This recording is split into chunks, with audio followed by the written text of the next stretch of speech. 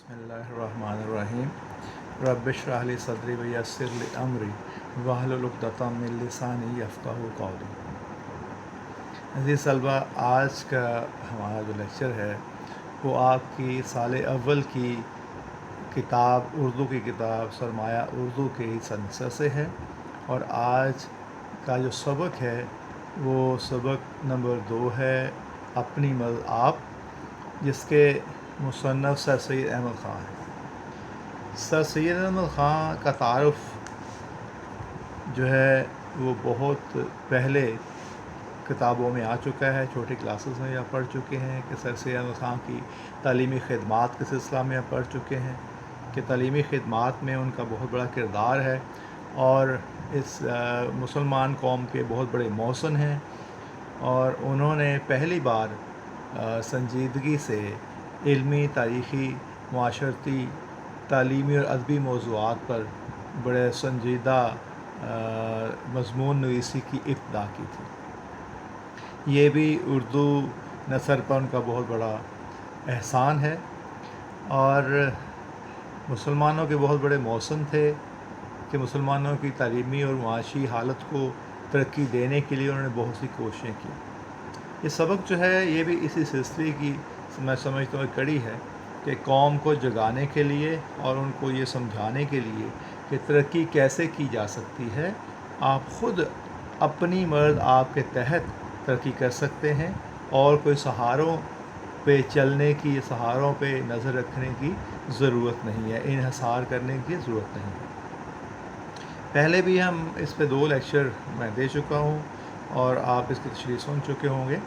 अब तीसरा लेक्चर जो है ये भी सबक के दूसरे सफ़ा जो है वहाँ से हम शुरू करेंगे। और यह है कि वो कौमें जो इस तरह दिल में ग़ुलाम हैं और बैरूनी ज़ोरों से यानी उम्दा गवर्नमेंट या उम्दा कौमी इंतज़ाम से आज़ाद नहीं हो सकती जब तक ये ग़ुलामी की ये दिली हालत दूर ना हो।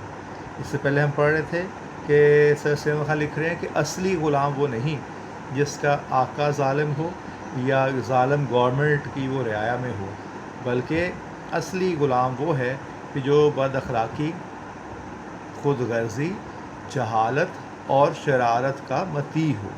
तो इसमें भी इसी बात को आगे लेकर चलते हैं कि वो कौमें जो इस तरह दिल में ग़ुलाम है, यानी कि वो बद अखलाक़ी का शिकार हैं, वो ख़ुद गर्ज़ी में गिरी हुई हैं, वो जहालत और शरारत का शिकार हो चुके हैं और उनके मातहत चल रहे हैं। और वो जो कौमें हैं वो बैरूनी ज़ोरों से यानी किसी बैरूनी ताकत से, बैरूनी हेल्प से, बैरूनी मदद से उनकी हालत बेहतर नहीं हो सकती।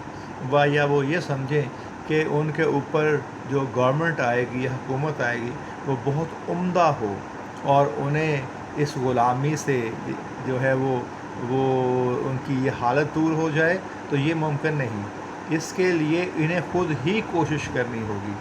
असल ये है कि जब तक इंसानों में ये ख़याल है कि हमारी इस्लाह व तरक्की गवर्नमेंट पर या कौम के उम्दा इंतज़ाम पर मुनहसर है, उस वक़्त तक कोई मुस्तकिल और बर्ताव में आने के काबिल नतीजा इस्लाह व तरक्की का कौम में पैदा नहीं हो सकता। तो सर सैयद अहमद ख़ान यहाँ ये कहना चाह रहे हैं कि जब तक इंसानों में ये ख़याल रहेगा कि अपनी मर्ज़ आपका जज्बा ना हो और वो हर वक्त ये इंतज़ार करें कि कोई उम्दा गवर्नमेंट आए और हमारे सारे मसाइल हल कर दे और हम हाथ पे हाथ धरे बैठे रहें, हम ख़ुद कुछ ना करें और सारा कुछ वो हमारे लिए करे, उस वक़्त तक कोई भी काबिल नतीजा इस्लाह व तरक्की का कौम पैदा नहीं हो सकता। उस वक्त कौम में कोई ऐसा ख़याल, अच्छा ख़याल नहीं आएगा, कोई बाअमल तरीक़ा नहीं उनमें पैदा होगा जब तक कि वो दूसरों पे सहारे ढूंढना बंद नहीं कर देते। वो कैसी ही उम्दा तब्दीलियाँ गवर्नमेंट या इंतज़ाम में की जावें, वो तब्दीलियाँ फ़नूस ख़याल से कुछ ज़्यादा रुतबा नहीं रखती। फ़नूस ख़याल का मतलब है बेबुनियाद ख़याल, एक गलत फ़हमी, एक खुश फहमी जिसमें कि तरह तरह की तस्वीरें फिरती हुई दिखाई देती हैं, मगर जब देखो तो कुछ भी नहीं। बिल्कुल इस तरह से कि अगर बरसगीर में मुसलमान कौम ये सोचती, लोग ये सोचते کہ ہم گھروں سے نہ نکلیں، ہم تحریک کا حصہ نہ بنیں، ہم کوئی کوشش نہ کریں اور کوئی اور آئے اور ہمیں انگریزوں سے آزادی حاصل کرا دے، آزادی دلا دے، تو یہ کبھی بھی آزادی ممکن نہ ہوتی۔ اگر وہ یہ سوچتے کہ جو مسلمان لیڈران ہیں وہی جو ہیں کوشش کر کے اور مذاکرات کر کے اور یہ ملک حاصل کر لیں، تو یہ ممکن نہیں تھا۔ انہیں یہ چیز سکھائی گئی، ان کے ذہن میں یہ ڈالا گیا، ان کو یہ چیز باور کرائی گئی کہ جب تک وہ خود کوشش نہیں کریں گے، خود ہاتھ نہیں ہلائیں گے، وہ آزادی حاصل نہیں کر سکتے۔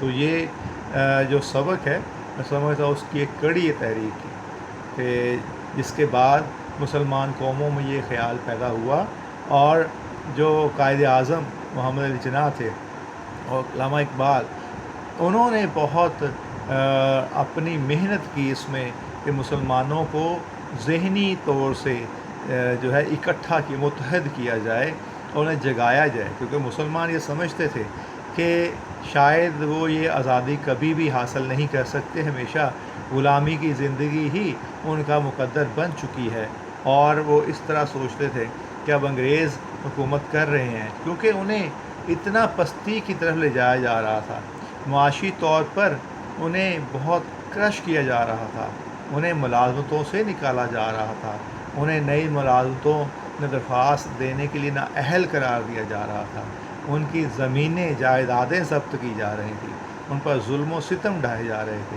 تو ان کی یہ سوچ بن چکی تھی کہ شاید اب ہمیں ایسے ہی جینا ہے۔ لیکن پھر قائد اعظم جیسے لیڈر بانی اور علامہ اقبال جیسے اور سر سید احمد خان جیسے لیڈران نے ان کو سمجھایا کہ نہیں، ہم نکلیں گے، متحد ہو کے کوشش کریں گے، جد و جہد کریں گے تو یہ آزادی حاصل کریں گے۔ تو یہ اپنی مرد آپ کا نتیجہ آپ نے دیکھا کہ پوری دنیا نے دیکھا کہ دنیا کے نقشے پہ پاکستان جیسا ملک جو ہے وہ اپنی جگہ بنا چکا تھا اور آزادی حاصل کر چکا تھا۔ تو انسان کی قومی ترقی کی نسبت ہم لوگوں کے یہ خیال ہیں کہ کوئی خضر ملے، گورنمنٹ فیاض ہو اور ہمارے سب کام کر دے۔ یہ میں آپ کے لیے اس سے اگلا پیراگراف پڑھ رہا ہوں۔ اس پہ یہ معنی ہے کہ ہر چیز ہمارے لیے کی جاوے اور ہم خود نہ کریں۔ یہ ایسا مسئلہ ہے کہ اگر اس کو ہادی اور رہنما بنایا جاوے تو تمام قوم کی دلی آزادی کو برباد کر دے اور آدمیوں کو انسان پرست بنا دے۔ حقیقت میں ایسا ہونا قوت کی پرستش ہے، اور اس کے نتائج انسان کو ایسا ہی حقیر بنا دیتے ہیں جیسے کہ صرف دولت کی پرستش سے انسان حقیر و ذلیل ہو جاتا ہے۔ اب اس تشریح دیکھتے ہیں کہ انسان کی قومی ترقی کی نسبت ہم لوگوں کے یہ خیال ہیں کہ کوئی خضر ملے۔ خضر یہ اللہ تعالیٰ نے ایک ایسا کردار خلق کیا ہے جو عقل و دانش میں بہت مہارت رکھتا ہے، عقل و دانش سے بھرپور ہے، اور بڑے سے بڑے مسئلے کا حل جو ہے وہ نکال دیتے ہیں۔ حضرت موسیٰ علیہ السلام بھی کہتے ہیں کہ عقل و دانش کی تعلیم کے لیے حضرت خضر سے رجوع کرتے تھے۔ تو ہم یہ سوچیں، علامہ اقبال یہ سر سید احمد خان کہہ رہے ہیں کہ انسان کی قومی ترقی کی نسبت ہم لوگوں یہ خیال ہیں کہ کوئی خضر ملے، کہ ہم لوگ یہ بیٹھے سوچ رہے ہیں کہ ہم پہ جو مصیبت آئی ہے، ہم جو غلامی کی زندگی جی رہے ہیں، کوئی خضر جیسا کردار آئے، کوئی لیڈر آئے، کوئی رہنما آئے اور ہمیں یہ آزادی دلا دے، ہمیں غلامی سے آزادی دلا دے، گورنمنٹ فیاض ہو اور ہمارے سب کام کر دے۔ تو اس کے معنی یہی ہے کہ ہم ہاتھ پہ ہاتھ دھرے بیٹھے رہیں اور ہر چیز گورنمنٹ ہمارے لیے پیدا کرے، ہمیں تمام سہولیات دے، لیکن ہم خود کچھ نہ کریں۔ یہ بالکل ایسا ہی ہے، آج بھی آپ دیکھیں تو ہماری قوم جو ہے وہ اب بھی یہی سوچتی ہے کہ ہر وقت وہ گورنمنٹ پہ تنقید اور حکومت کی غلطیاں پکڑنے میں لگی ہوئی ہے، خود محنت نہیں کرتے، خود محنت کرنا نہیں چاہتے، اور کہتے ہیں کہ ہر جو چیز ہے ہر سہولت ہمیں گورنمنٹ دے، ہم کچھ نہ اس میں ہم کو حصہ نہ ڈالیں. اور بالکل یہ ایسے ہی ہے کہ جیسے ہماری قوم ٹیکس دینے کی عادی نہیں، ٹیکس ادا نہیں کرتی پراپر. جب تک آپ ٹیکس ادا نہیں کرتے تو پھر آپ اس کے عوض سہولیات کیسے طلب کر سکتے ہیں؟ آپ ترقی یافتہ ملکوں کو دیکھیں، جو خوشحال جو قومیں ترقی یافتہ ہیں وہ سب کے سب خود ٹیکس ادا کرتے ہیں، تب ہی ان کی حکومتیں، ان کی گورنمنٹ ان کو سہولیات دیتی ہے.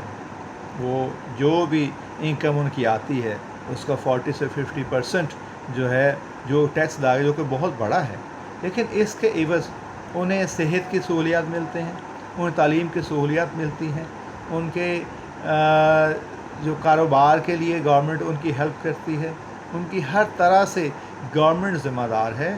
وہ اسی طرح لیکن ہماری قوم، ہمارے معاشرے میں جہاں لوگ ٹیکس چوری کرتے ہیں، جہاں لوگ ٹیکس دینا پسند نہیں کرتے، مختلف طریقوں سے، مختلف بہانوں سے جو ہے وہ ٹیکس بچاتے ہیں، تو پھر ایسے معاشرے میں حالات بہتر کیسے ہو سکتے ہیں؟ تو سر سید احمد خان بھی یہی کہہ رہے ہیں کہ ہم اس کی یہ مانا ہے کہ ہر چیز ہمارے لیے کی جاوے، ہم خود نہ کریں. کہ ہم خود ایک محلہ ہے، جس محلے میں آپ رہتے ہیں، اگر اس محلے میں جگہ جگہ گند ہے تو وہ کس کا قصور ہے؟ وہ حکومت کا قصور نہیں ہے، وہ اس وہاں رہنے والوں کا قصور ہے. اگر وہ اپنی اگر وہ محنت کرنے کے عادی ہوں اور اپنے محلے کو خود صاف ستھرا رکھیں تو کوئی باہر سے آ کے اس کو گندہ نہیں کرے گا، کوئی ضرورت نہیں ہوگی. اور گورنمنٹ کا نہیں کہ وہ آگے محلہ صاف کرے گا، یہ خود کرنا پڑے گا. اگر کوئی شخص اپنے گھر کو صاف کر کے اور گھر کے باہر گند رکھ دیتا ہے تو یہ گورنمنٹ کا قصور نہیں ہے. اس کو چاہیے کہ وہ خیال کرے کہ اپنا محلہ، اپنی گلی، اپنی سڑک جو ہے وہ صاف رہے. تو جب تک ہم ایسا نہیں سوچیں گے، سر سید احمد خان کے خیال میں کہ ہماری زندگی میں اچھی تبدیلی نہیں آئے گی، ترقی نہیں آئے گی. یہ ایسا مسئلہ ہے کہ اگر اس کو ہادی اور رہنما بنایا جاوے تو تمام قوم کی دلی آزادی کو برباد کر دے. کون سا؟ دوسروں کے سہاروں پر انحصار کرنا، کہ گورنمنٹ ایسی آئے، حکومت ایسی آئے جو ہمارے سب کام، ہمیں ساری سہولیات دے، ہمارے کھانے پینے کا انتظام کرے، ہمارے گلی محلوں کو صاف ستھرا رکھے، ہم سے ٹیکس نہ لے، ہمیں بجلی پراپر ادا کرے، ہمیں گیس کی فیسلٹی جو ہے وہ پراپر ملتی رہے، لیکن ہم کچھ نہ اس کے عوض کریں تو یہ پوری قوم کو برباد کر دے گی، آزادی کو برباد کر دے گی اور آدمیوں کو انسان پرست بنا دے. اور ایسا مسئلہ ہے کہ انسان پرستی کیا ہے؟ کہ کسی انسان کے ہاتھوں کی طرف دیکھتے رہنا، کسی دوسرے انسان پہ انحصار کرنا کہ وہ آ کے میرے سارے مسئلے حل کر دے. میں جن مشکلات میں گھرا ہوا ہوں وہ مشکلات کے حل کے لیے اس انسان سے کہا جائے اور وہی مسئلے حل کر دے. حقیقت میں ایسا ہونا قوت کی پرستش ہے، اور اس کے نتائج انسان کو ایسا ہی حقیر بنا دیتے ہیں جیسے کہ صرف دولت کی پرستش سے انسان حقیر و ذلیل ہو جاتا ہے. تو یہ کسی قوت کی پرستش ہے. کہ انگلش میں ایک ناول ہے ویٹنگ فار گوڈو، اس میں یہی بتایا گیا، ایک معاشرے کی تصویر کشی کی گئی ہے کہ اس معاشرے میں لوگ انتہائی مشکلات میں اور مصیبت میں گھرے ہوئے ہیں، مصیبت کا شکار ہیں، اور وہ خود کوئی ہمت نہیں کرتے، کوشش نہیں کرتے، اور ان کا خیال ہے کہ کوئی ایسا رہنما آئے جو ہمیں اس غلامی سے، اس مصیبت سے نجات دلا دے. تو یاد رکھیں، تاریخ بھری پڑی ہے کہ جب تک کسی قوم نے خود کوشش نہیں کی، خود اپنی مرد آپ نہیں کی، کبھی بھی انہوں نے ترقی نہیں پائی، انہوں نے غلامی سے آزادی حاصل نہیں کی. وہ آپ چاہے تو فرینچ ریزولوشن، فرانس کا جو بڑا انقلاب تھا، اس کو دیکھ لیں کہ جس میں مزدور طبقہ جو تھا، جو نچلا طبقہ اس کو کہا جاتا ہے، وہ مشکلات میں تھے، تو وہ باہر نکلے اور پھر ایک بڑی تبدیلی آئی. آپ افریقہ کی مثال لے لیں نیلسن منڈیلا جنہوں نے اپنی قوم کے لیے کتنے سال جو ہے وہ غلامی کی زندگی یعنی کہ قید میں گزاری، لیکن اپنے قوم کے لیے کوشش کی اور قوم نے اکٹھے ہو کر اس جدوجہد کو کامیاب کیا۔ آپ پاکستان کی مثال لے لیں کہ پاکستان کا بننا ایک خواب سمجھا جاتا تھا، کہا جاتا ہے کہ ایک دیوانے کا خواب ہے، یہ کبھی حقیقت نہیں بنے گا، لیکن وہ حقیقت بنا۔ وہ اسی طرح سے کہ جب لوگ اپنی مرد آپ کے خیال کو سمجھ گئے اور اپنے جو ہے وہ گھروں سے نکل کر اور تحریک کا حصہ بنے، تو پھر جو ہے وہ تحریک کامیاب ہوئی اور پاکستان دنیا کے نقشے پہ ابھرا۔ تو جب تک اپنی مرد آپ، قرآن مجید میں بھی اللہ تعالیٰ نے یہ فرما دیا ہے کہ انسان کو وہی کچھ ملتا ہے جس کی وہ کوشش کرتا ہے، انسان کو وہی کچھ ملتا ہے جس کی وہ صحیح کرتا ہے، تو اس میں کوئی شک نہیں کہ جو ہم کوشش کریں گے وہی ہمیں ملے گا۔ اور ایک اور آیت ہے کہ اللہ تعالیٰ اس قوم کی حالت نہیں بدلتا جب تک وہ خود اپنے دل و دماغ میں انقلاب پیدا نہ کرے۔ تو کوئی بھی مسئلہ حل کرنے کے لیے بڑے سے بڑا ہو، چھوٹے سے چھوٹا ہو، اپنی مرد آپ کر کے ہی اس کا حل تلاش کیا جا سکتا ہے۔ اس سے اگلا پیراگراف ہے، بڑا سچا مسئلہ اور نہایت مضبوط جس سے زیادہ دنیا کی معزز قوموں نے عزت پائی ہے، وہ اپنی مدد آپ کرنا ہے۔ جس وقت لوگ اس کو اچھی طرح سمجھیں گے اور کام میں لاویں گے تو پھر خضر کو ڈھونڈنا بھول جاویں گے۔ اور پر بھروسے اور اپنی مدد آپ، یہ دونوں اصول ایک دوسرے کے بالکل مخالف ہیں۔ پچھلا انسان کی بدیوں کو برباد کرتا ہے اور پہلا خود انسان کو۔ اب اس چھوٹے سے پیراگراف میں سر سید احمد خان یہ لکھ رہے ہیں کہ بڑا سچا مسئلہ اور نہایت مضبوط جس سے زیادہ دنیا کی معزز قوموں نے عزت پائی ہے، وہ اپنی مدد آپ کرنا ہے۔ آج جو ہم دیکھتے ہیں کہ امریکہ، جس کو کہا جاتا ہے کہ یہ سب سے طاقتور ملک ہے اور جہاں پہ لوگ بڑے مہذب سمجھے جاتے ہیں، تہذیب ان میں نظر آتی ہے، ان کی محفلوں میں جائیں، یہ کون تھے؟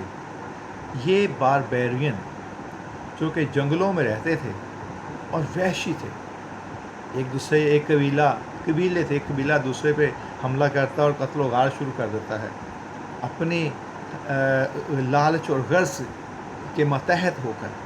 آخر انہوں نے اتنی ترقی کیسے کی؟ اپنی مدد آپ کے تحت کی۔ انہیں کسی نے پلیٹ میں رکھ کے سب کچھ نہیں دیا۔ چائنا کی مثال لے لیں، چائنا جو ہے وہ ایک دفعہ وہاں پہ تاریخ کہتی ہے کہ چینی کا بحران آ گیا، تو ان کے جو رہنما تھا، لیڈر تھا ماؤ زیتونگ، اس نے قوم سے خطاب کیا اور کہا کہ کیا آپ چاہتے ہیں کہ آپ کے خون پسینے کی کمائی صرف چینی ملک میں لانے کے لیے خرچ کی جائے؟ تو قوم نے کہا نہیں۔ یہ ہے قوم جن کی سوچ ایک ہو، اور کہتے ہیں کہ آج بھی وہ قوم جو ہے وہ چینی کا استعمال کم کرتی ہے۔ اور پیٹرول کا بحران آیا تو انہوں نے گاڑیاں چلانا چھوڑ دیں، سائیکلنگ شروع کر دی، سائیکلوں پہ چلنا شروع کر دیا، اور یہ ہے اپنی مدد آپ کے تحت مسائل کا حل ڈھونڈنا۔ اور وہ قوم آج جو سب سے زیادہ ترقی یافتہ سمجھی جاتی ہے ٹیکنالوجی میں، معاشی طور پر، وہ یہی وجہ ہے کہ وہاں کا ہر فرد جو ہے وہ محنتی ہے، محنت کرنا جانتا ہے، اپنی مدد آپ کرنا جانتا ہے۔ وہ اپنی نئی نسل کو، بچوں کو بھی بچپن سے ہی یہ چیز سکھاتے ہیں کہ بیٹا محنت کرو گے تو کامیاب ہوگے، اپنی مدد آپ کے تحت ہر مسئلے کا حل نکالا جا سکتا ہے۔ تو سر سید احمد خان یہی کہہ رہے ہیں کہ بڑا سچا مسئلہ اور نہایت مضبوط، بہت مضبوط یہ مسئلہ ہے جس سے زیادہ دنیا کی معزز قوموں نے عزت پائی ہے، وہ اپنی مدد۔ یہ اتنا مضبوط خیال ہے اور اتنا مضبوط جوش ہے کہ انسان کی زندگی کو بدل کے رکھ سکتا ہے۔ جس وقت لوگ اس کو اچھی طرح سمجھیں گے اور کام میں لاویں گے تو پھر خضر کو ڈھونڈنا بھول جائیں گے۔ تو پھر وہ جب لوگ یہ سیکھ جائیں گے کہ اپنی مرد آپ کے تحت اپنے کام کرنے ہیں، محنتی ہو جائیں گے، محنت کے عادی ہو جائیں گے، تو پھر وہ کسی ایسے رہنما کا انتظار نہیں کریں گے کہ جو خضر کی طرح ہو اور جو ان کے تمام مسائل کا حل کر دیں۔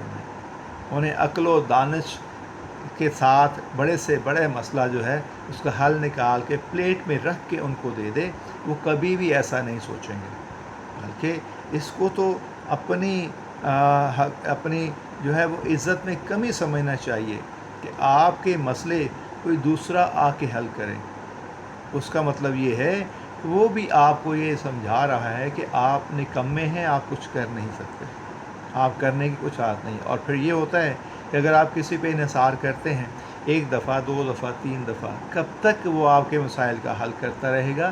ایک وقت آئے گا کہ جب وہ آپ کا ساتھ چھوڑ جائے گا، وہ تنگ آ جائے گا کہ یہ شخص کے یہ سارا مجھ پہ ہی ڈیپینڈ کر رہا ہے، اور اس وقت آپ کو احساس ہوگا کہ آپ اپنا کتنا زیادہ نقصان کر چکے ہیں۔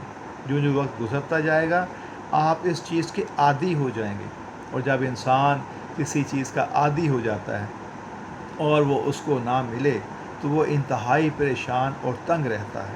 تو اسی لیے کہا کہ سر سید خان نے کہ جب اپنی مرد آپ کے مسئلے آپ کی بات کو سمجھ جائیں گے لوگ، تو پھر وہ کسی خضر کو ڈھونڈنا بھول جائیں گے، پھر کسی رہنما کی تلاش نہیں کریں گے، پھر مسئلے اپنے تلاش کرنے کے دوسروں کی طرف نہیں دیکھیں گے۔ یہاں پہ میں مثال دینا چاہوں گا کہ کویت میں جب کویت پہ سعودی عرب نے حملہ کیا تو وہاں سے آہستہ آہستہ تمام جو دوسرے نیشنل تھے، دوسرے ملکوں کے باشندے، وہ اپنے ملکوں کو جانا شروع ہو گئے کیونکہ وہاں پہ حالات ابھی سدھر نہیں رہے تھے، اور ایک وقت آیا کہ صرف کویت کے رہنے والے باشندے جو تھے صرف وہی ملک میں رہ گئے۔ اب ان لوگوں کو عادت نہیں ہے کام کرنے کی، ان کے گھر میں ملازم ہیں، ان کے گاڑی چلانے والا ڈرائیور ہے، باہر کے تمام کام ان کے ملازم کرتے ہیں، تو ان کو عادت نہیں تھی کہ انہوں نے کھانا بھی کھانا ہے تو وہ گھر میں بھی ملازمہ کام کر رہی ہے یا باہر تندور سے روٹی لے کے آئیں گے۔ تو وہ ایک وقت آیا کہ جب سب چلے گئے، ملازم بھی کوئی نہ رہا اور خود رہ گئے، تو وہ خود کہتے ہیں کہ ہمارے لیے بڑا مسئلہ بن گیا کہ اب ہماری روٹی کون پکائے گا، ہماری گلیوں میں اگر گٹر کا پانی ابل پڑا ہے تو اب اس کو صاف کون کرے گا۔ یہ سارے کام انہیں کرنے کی عادت نہیں تھی۔ پھر انہیں سمجھ آیا کہ جب تک ہم خود ہاتھ پیر نہیں ہلائیں گے، ہم دوسروں پہ انحصار کر کے بیٹھ جائیں گے تو ہمارے لیے تو مسئلہ ہو جائے گا، زندگی رک جائے گی۔ تو وہ نکلے اور سارے کام انہوں نے کیے، بھلے مجبوری میں کیے، لیکن آہستہ آہستہ ان کو اس کی عادت ہوتی گئی، اور اب ان کی حالت وہ نہیں ہے جو کہ کویت پہ سعودی عرب کے حملے سے پہلے کی تھی۔ تو اوروں پر بھروسے اور اپنی مدد آپ، یہ دونوں اصول ایک دوسرے کے مخالف ہیں، بالکل متضاد خیال ہیں۔ ایک اپنی مدد آپ کرنا، اپنے مسائل کے حل کے لیے، تلاش کے لیے خود باہر نکلنا اور ہاتھ پاؤں مارنا، کوشش کرنا، اور دوسرا اپنی مدد آپ اور اوروں پر بھروسے کہ دوسروں کے ہاتھوں کی طرف دیکھنا، انحصار کرنا کہ وہ آپ کے مسئلے آ کر حل کر دے، یہ بالکل مضاد خیال ہیں۔ تو کہا جا کہ پچھلا انسان کی بدیوں کو برباد کرتا ہے، کون سا؟ اپنی مدد آپ۔ جو انسان محنت کا عادی ہو جاتا ہے اور اپنی مدد آپ کا خوگر ہو جاتا ہے، اس انسان کی بدیاں اور خامیاں، کمزوریاں ختم ہو جاتی ہیں۔ اس کے اندر یہ ایک بہت بڑی بدی ہے، برائی ہے کہ دوسروں پر مکمل انحصار کرنا اپنے مسائل کے حل کے لیے، اپنی زندگی میں ترقی دینے کے لیے دوسروں کے ہاتھوں کی طرف دیکھتے رہنا، یہ بہت بڑی برائی ہے اور کمزوری ہے۔ تو جو اپنی مدد آپ کرتا ہے اس کے اندر سے یہ کمزوری، یہ برائی ختم ہو جاتی ہے، اور پہلا خود انسان کو برباد کر دیتا ہے۔ جو اوروں پر بھروسے کرتے ہیں وہ برباد ہو جاتے ہیں، کیونکہ انہیں کام کرنے کی عادت نہیں رہتی، محنت کے وہ عادی نہیں ہوتے، اور اس طرح سے وہ لوگ پریشان ہو جاتے ہیں، اور چھوٹے چھوٹے مسئلے جب ان پہ آتے ہیں تو وہ پھر अपने किस्मत को कोसना शुरू कर देते हैं। और जब कोई कौम हुकूमत को कोसना शुरू कर दे या अपनी किस्मत को कोसना शुरू कर दे तो उसकी हालत में तरक्की कैसे मुमकिन है। और फिर आगे लिख रहे हैं, एक कौमी इंतज़ाम या उम्दा कवानीन के अजरा की ख्वाहिश ये भी एक कदीमी गलत ख़याल है। सर सैयद खान लिखते हैं अगले पैराग्राफ में कि कौमी इंतज़ाम या कौमी कवानीन, उम्दा कवानीन, कौमी इंतज़ाम उम्दा कवानीन, मुल्क में ऐसे बेहतरीन कवानीन बना दिए जाएँ कि बैठे बैठाए आवाम के मसले हल हो जाएँ।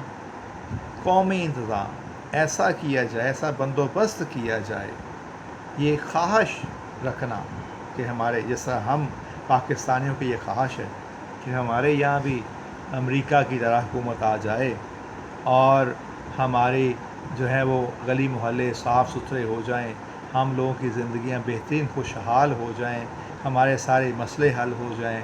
तो ये ख्वाहिश रखना इंतहाई गलत ख़याल है। ऐसा नहीं।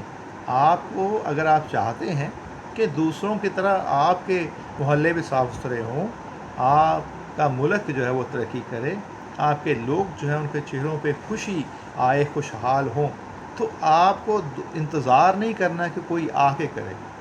आप ख़ुद आहिस्ता आहिस्ता ये सारे मसाइल हल कर सकते हैं। कैसे कर सकते हैं? अपनी मदद आपके तहत कर सकते हैं, वरना आप इन मसाइल का शिकार हमेशा रहेंगे और ज़िंदगी बर्बाद हो जाएगी। तो लिखते हैं, सच्चा असूल वो है जो विलियम ड्रैगन ने डबलिन की नुमाइशगाह दस्तकारी में कहा था। वो एक बड़ा खैर ख्वाह आयरलैंड का था। तो विलियम ड्रैगन जो था वो आयरलैंड का एक बाशिंदा था और आयरलैंड का बहुत बड़ा खैर ख्वाह था। और डबलिन जो है ये आयरलैंड का दारुल हुकूमत है। डबलिन, विलियम ड्रैगन ने डबलिन की नुमाइश दस्तकारी में उसने कहा कि जिस वक्त मैं आज़ादी का लफ्ज़ सुनता हूँ उसी वक्त मुझको मेरा मुल्क और मेरे शहर के बाशिंदे याद आते हैं। हम अपनी आज़ादी के लिए बहुत सी बातें सुनते आए हैं, मगर मेरे दिल में बहुत बड़ा मजबूत यकीन है कि हमारी मेहनत, हमारी आज़ादी हमारे ऊपर मुनहसर है। मैं यकीन करता हूँ कि अगर हम मेहनत करते जावें और अपनी क़ुव्वतों को ठीक तौर पर इस्तेमाल करें तो इससे ज़्यादा हमको कोई मौका या आइंदा की कभी तवक्को अपनी बेहतरी के लिए नहीं है। इस्तक़लाल और मेहनत कामयाबी का बड़ा ज़रिया है। अगर हम एक दिली वलवले और मेहनत से काम किए जाएंगे तो मुझे पूरा यकीन है कि थोड़े ज़माने में हमारी हालत भी एक उम्दा कौम की मानद आराम व खुशी और आज़ादी की हो जाएगी। तो आज के लिए इतना ही काफ़ी है। और ये जो हमने पैराग्राफ मज़ीद पढ़ा है, अभी सबक के कुछ पैराग्राफ बाकी हैं। इंशाल्लाह नेक्स्ट लेक्चर में, अगले लेक्चर में हम इसकी तशरीह करेंगे। तो आज के लिए इतना काफ़ी है। अल्लाह हाफ़िज़।